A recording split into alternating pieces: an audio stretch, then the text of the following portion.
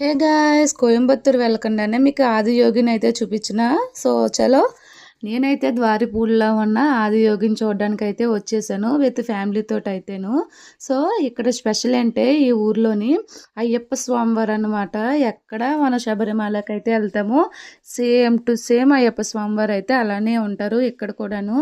ఆయన కూడా మీకు ఈ వీడియోలో కవర్ చేస్తాను. ద్వారిపూడి స్పెషల్ ఏంటంటే మెయిన్గా గుళ్ళు అనమాట.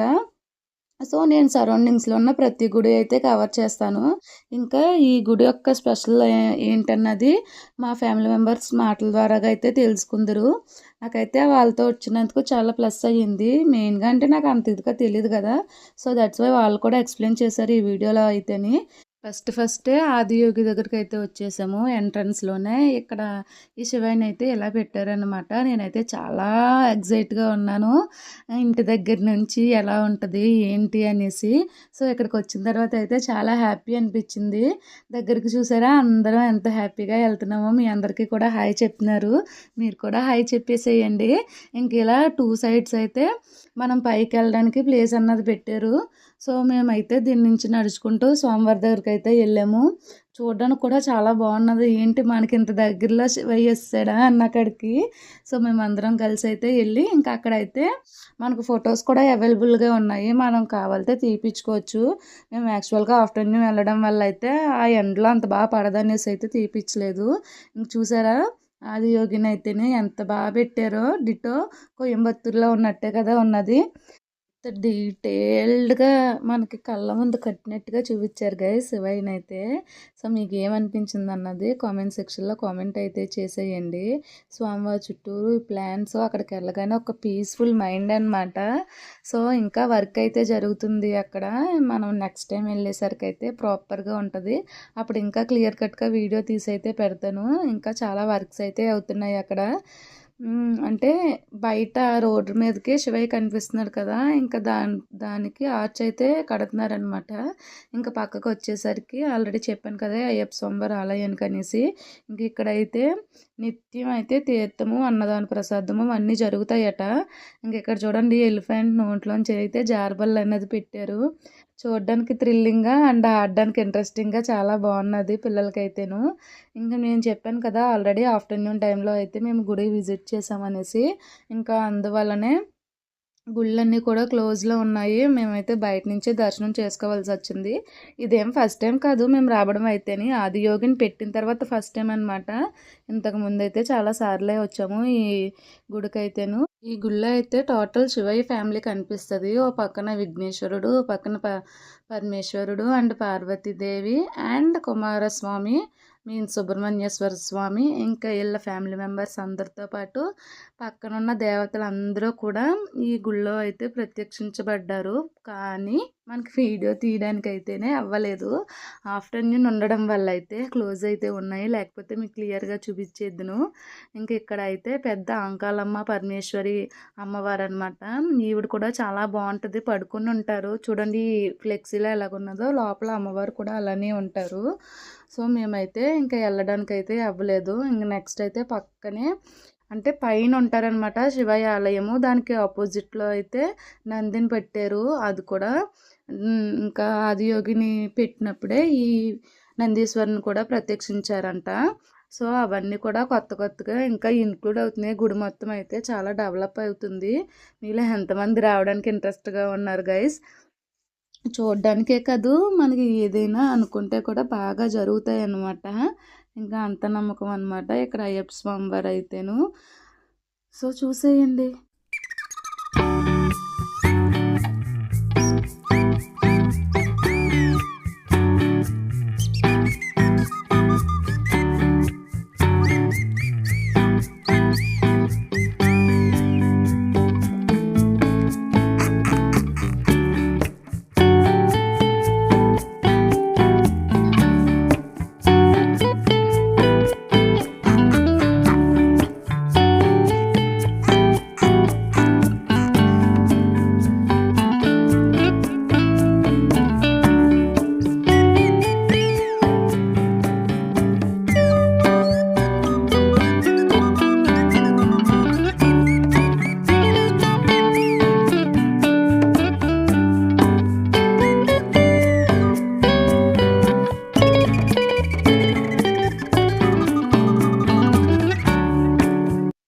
చేయకుండా అయితే అయ్యప్ప స్వామి గురు సరౌండింగ్స్లో ఉన్న స్పెషల్ థింగ్స్ అయితే మా వాళ్ళ మాటలో వినేయండి.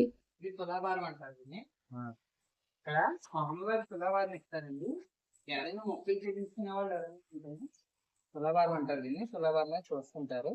అందుకే స్వామివారి టెంపుల్ దగ్గరికి వస్తాం. 18 మెట్లు బంగారు మెట్లు.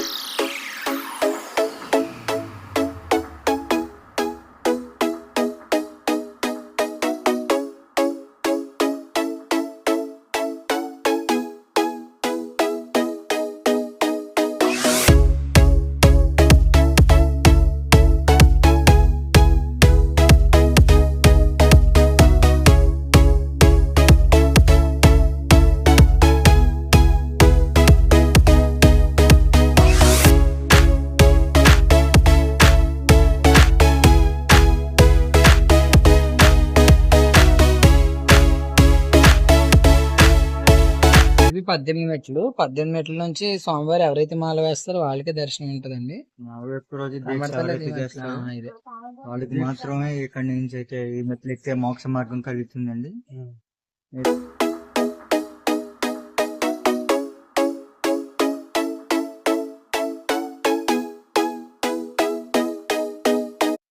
స్వామివారి అండి, అయ్యప్ప స్వామివారికి సన్నిధి నిబ్బరంగా ఉంటారు. ఇష్టపోయే భక్తులందరికీ గొప్పగా దర్శనమిస్తూ ఆ యొక్క స్వామివారి ఆశీస్సులు ప్రతి ఒక్కరిపై కలిగించాలని చెప్పి ఇక్కడ ప్రతిష్ఠ చేయడం జరిగిందండి. చూసినట్లయితే ఈ అయ్యప్ప స్వామివారి సన్నిధి అండి ఇది. ఎవరైతే దీక్ష 41 రోజులు చేసి ఆ యొక్క మెట్లు ఎక్కి ఆ స్వామివారి దీక్ష తీసుకుని స్వామివారికి ఒకటి పాత్రలు అవుతారని కోరుతున్నానండి.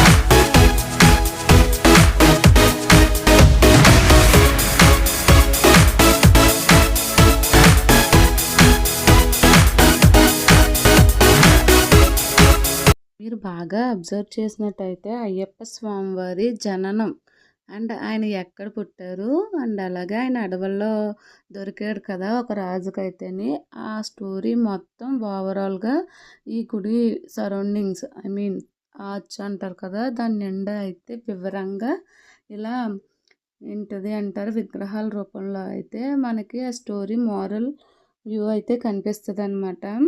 సో మనకి తెలియకపోయినా కానీ అది చూడగానే అర్థమవుతుంది మనకి.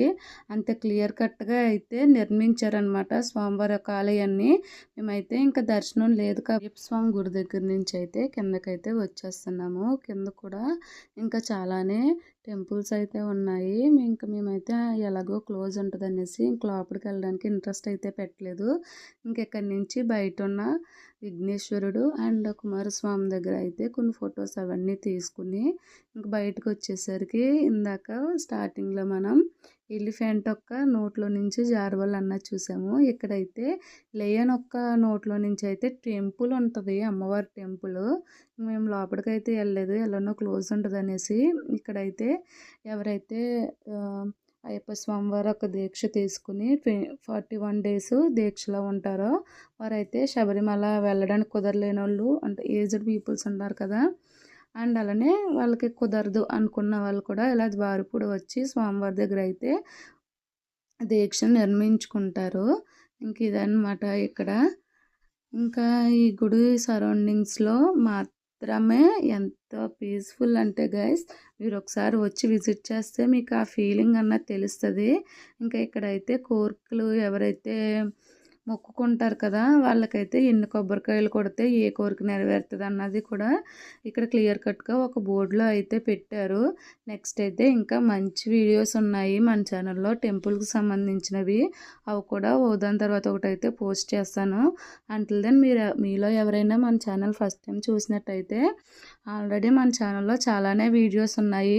ఒకసారి ఓపెన్ చేసి చూడండి. అండ్ అలాగే మీకు నచ్చినట్టయితే లైక్ చేయండి, షేర్ చేయండి, కామెంట్ చేయండి అండ్ మెయిన్లీ సబ్స్క్రైబ్ అయితే చేసుకోండి. ఎందుకంటే ఇలాంటివి నేను షూట్ చేసే మరికొన్ని మంచి వీడియోస్ అయితే మీరు చూడగలుగుతారు నోటిఫికేషన్ ద్వారా. అయితే ఇంకా బయటకు వచ్చేసరికి తీర్థం అయితే ఉన్నది. ఇంకా స్వామివారికి కావాల్సినవన్నీ కూడా ఇక్కడి నుంచే లోపలికి అయితే తీసుకెళ్తున్నారు. మేమైతే తీసుకెళ్ళలేదు, ఎందుకంటే ఆల్రెడీ మేము ఫుల్గా తినేసి వచ్చిన దాని మీద జస్ట్ మేమైతే ఆదియోగిని చూద్దామనేసి అయితేనే వచ్చాము. ఇంకెక్కడి నుంచి అయితే మేము బిక్కోలు విఘ్నేశ్వర స్వామి అండ్ సుబ్రహ్మణ్యేశ్వర స్వామి వారి ఆలయానికి అయితే వచ్చాము. అవన్నీ కూడా మీకు నెక్స్ట్ వీడియోస్లో అయితే వచ్చేస్తాయి. ఈ వ్లాగ్ అయితే మీకు నచ్చిందని అనుకుంటున్నాను. మీకు నచ్చింది లేదన్నది కూడా కామెంట్ సెక్షన్లో కామెంట్ చేయండి. నెక్స్ట్ ఎలాంటి వీడియోస్ నా ఛానల్ నుంచి ఎక్స్పెక్ట్ చేస్తున్నారన్నది కూడా నా కామెంట్ సెక్షన్లో చెప్తే నేను అలాంటి వీడియోస్ని అయితే నేను పోస్ట్ చేస్తాను. Thank you for watching guys. Bye.